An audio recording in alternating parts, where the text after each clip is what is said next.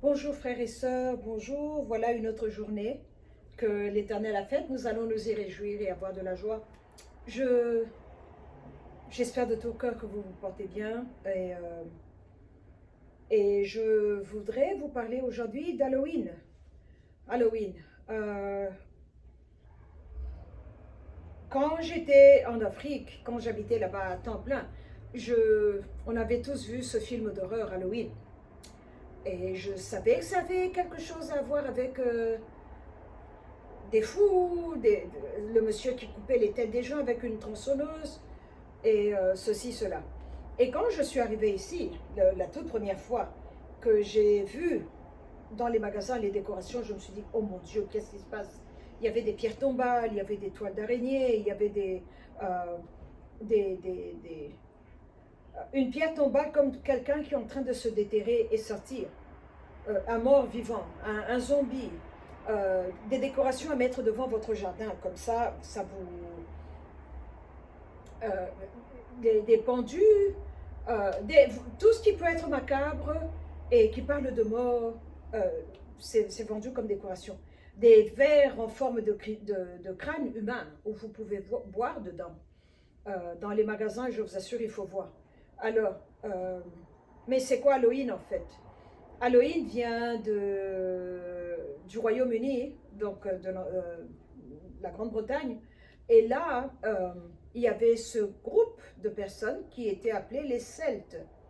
Et ils avaient une fraternité qui est venue, d'après les recherches que j'ai faites, qui est venue de l'Égypte et qui s'est installée là. On les appelait les druides. C'était un groupe de personnes occultes et ésotériques qui avaient beaucoup de connaissances spirituelles, qui savaient comment parler avec la nature, parler avec les esprits et tout ça. Et ils adoraient un dieu qui s'appelait Samhain, S-A-M-H-A-I-N,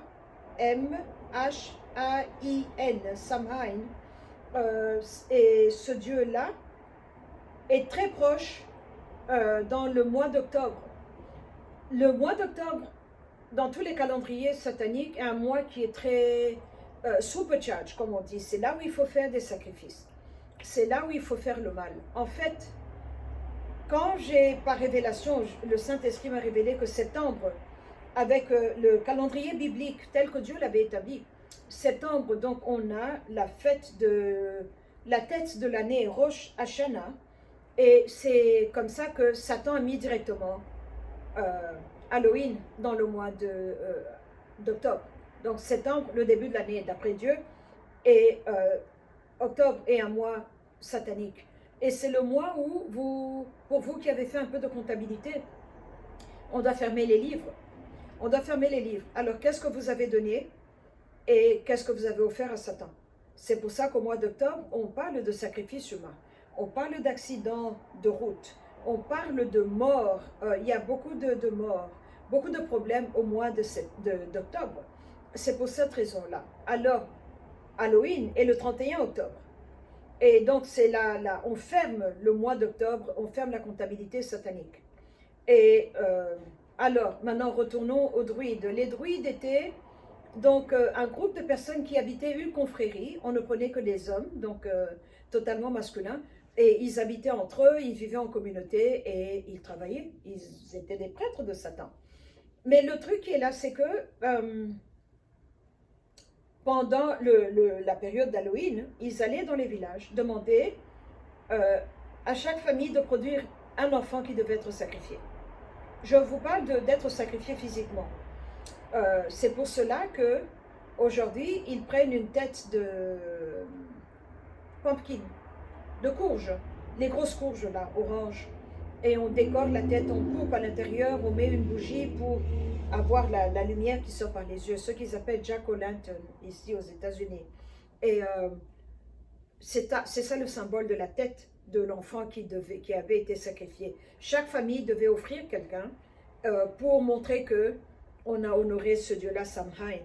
Et alors avec ça, on prenait, il y avait des concours où on faisait bouillir de l'huile ou de l'eau chaude et on vous attachait les mains derrière le dos et on mettait des pommes qui, qui étaient là en train de bouillir et il fallait les attraper avec vos dents. Donc on finissait par se brûler et le gagnant est celui qui allait être sacrifié dans cette famille, dans ce groupe-là de jeunes personnes. Il fallait que ce soit quelqu'un de jeune, de fort, qui a la vitalité. On n'allait pas donner quelqu'un qui a 80 ans, qui marche avec une canne. Donc, Halloween est lié à la mort, lié à l'obscurité, lié à la sorcellerie. C'est là où vous avez ces sorcières, les décorations de sorcières qui volent assises sur un balai et elles sautent, elles passent. Ce n'est pas de la blague, c'est réel. Halloween est une fête qui est liée vous voyez les chats noirs comme décoration. Ici aux États-Unis, tout le mois d'octobre, vous ne pouvez pas aller adopter ou acheter un chat noir. C'est illégal. C'est illégal parce qu'on sait qu'on finit par les sacrifier et il faut un animal noir et un chat noir aux yeux verts, c'est ça qu'ils aiment. Et donc Halloween, c'est la période où le voile, où la séparation entre les dimensions devient très fin. Le voile devient très fin. Alors, ils croient que les morts peuvent traverser, sortir leur dimension, traverser et venir ici chez nous. Et la façon de les souhaiter la bienvenue, c'est d'avoir des décorations.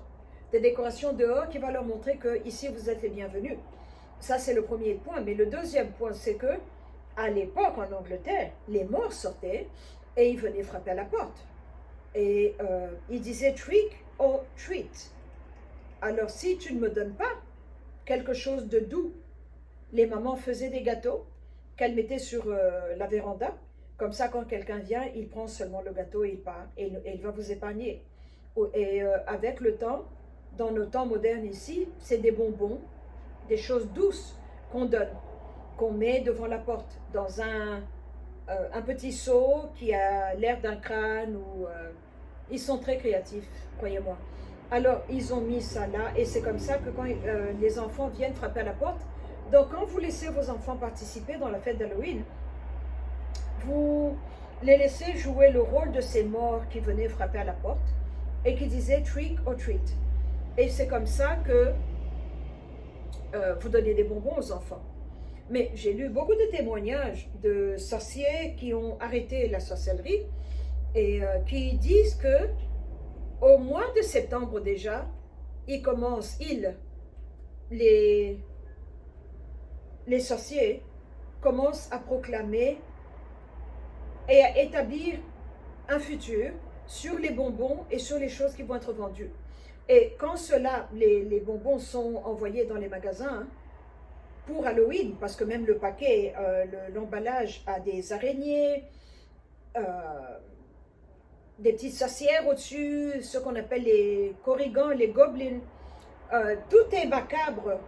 Donc c'est prévu pour Halloween. Et c'est étonnant parce que même sur les fruits, même sur les raisins, vous avez des toiles d'araignée sur le paquet de raisins.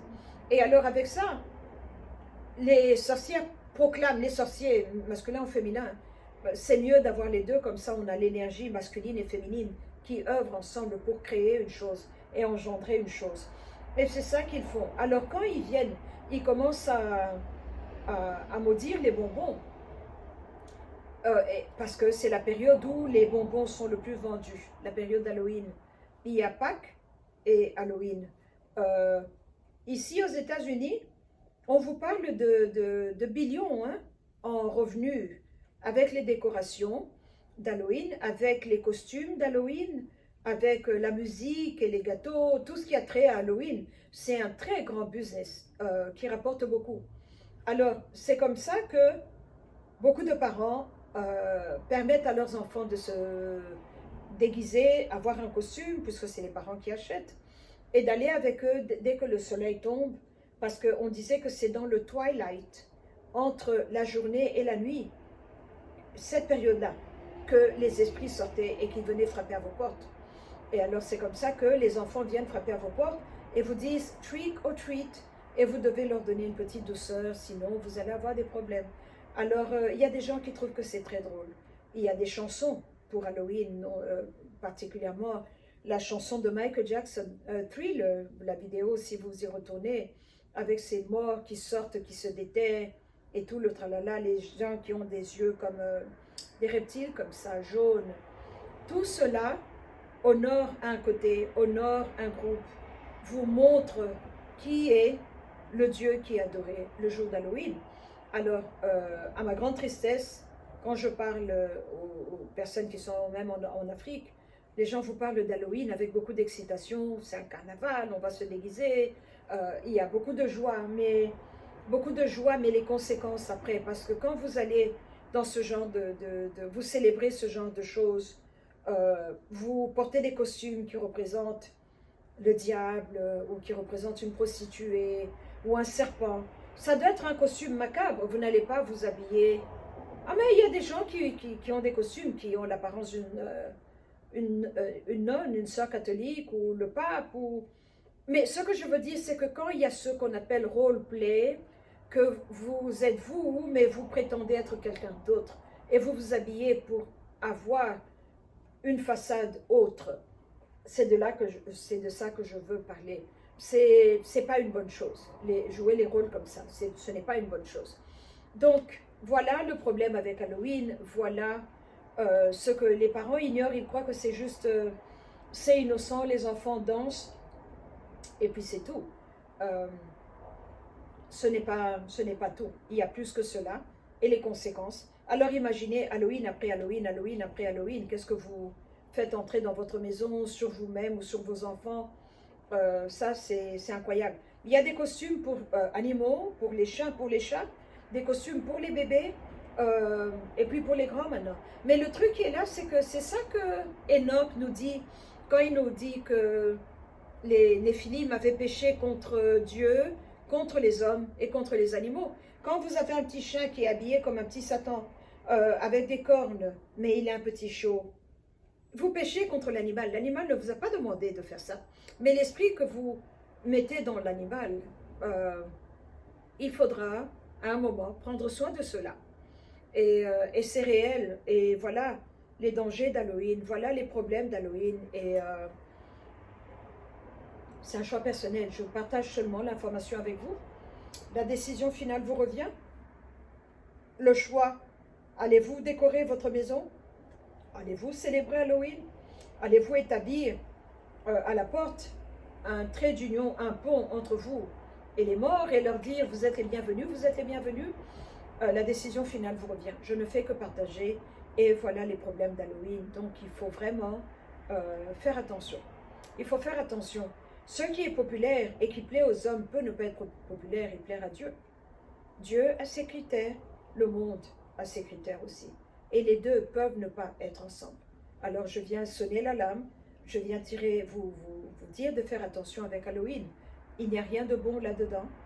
Le Dieu vivant, le Dieu de gloire n'est pas honoré là-dedans. Quand le Saint-Esprit a commencé à me révéler la signification des fêtes, les origines des fêtes, les célébrations de toute forme de festival que nous avons, je ne célèbre plus rien. Le monde nous a embobinés dans ce rythme-là. Je ne célèbre plus rien. Parce que même la publicité à la télévision, tout a trait avec le diable, avec Dracula, avec des personnes qui sont dans des petits cercueils, qui dorment dans des cercueils. Donc tout le mois, c'est un mois où on vous bombarde avec... C'est un assaut sur vos têtes. Vraiment un assaut sur la tête, sur l'esprit. Et quand vous êtes de ceux qui disent « Oh, on a eu un bon temps, voilà ».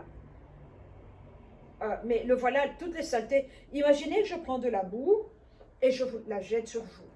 Tout le mois d'octobre. C'est comme ça que le mois d'octobre est.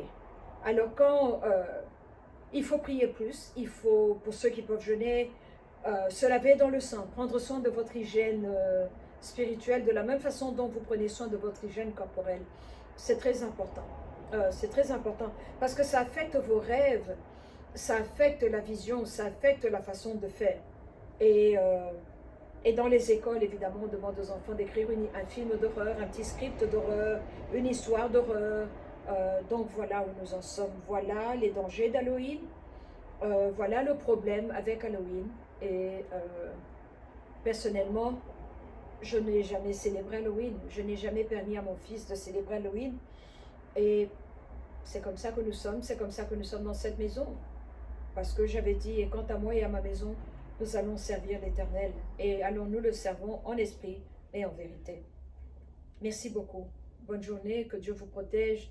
Abonnez-vous, partagez les vidéos et donnez le thumb up, please. Merci beaucoup.